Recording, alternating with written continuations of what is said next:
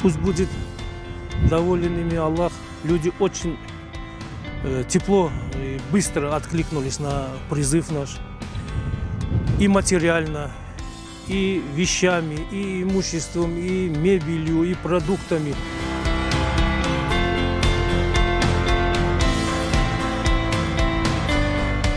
Это вот наше временное жилье. Все, кто что нам помог, получается, еще часть мы не привезли. У знакомых здесь соседей скинули, ребят знакомых. Так как сейчас дороги разморозились, тепло, глина, проехать невозможно, жду морозы. Все привезу, здесь вот будет как маленькая кухонька. Ну так, сделаю условия, мойку поставлю, чтобы где посуду мыть можно было, где это. Подключу это все. Здесь получается вот... С Джами нам дали кровать детям двухспальную.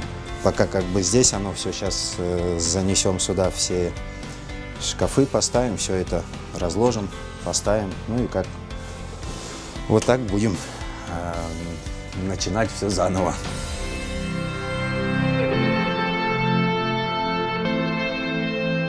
То есть любой может оказаться в такой ситуации.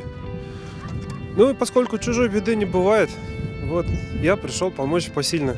Чем смогу, тем и помогу.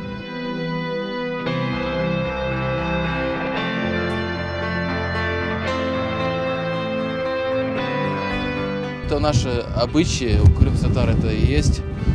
Когда нужно коллективно помочь, мы слаженно вместе все собираемся и помогаем в беде.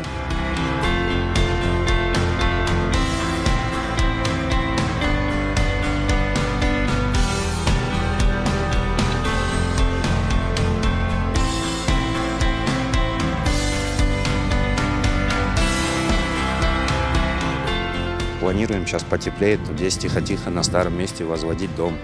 Хочу сказать большое спасибо всему народу нашему, что в такую трудную минуту откликнулись, помогают.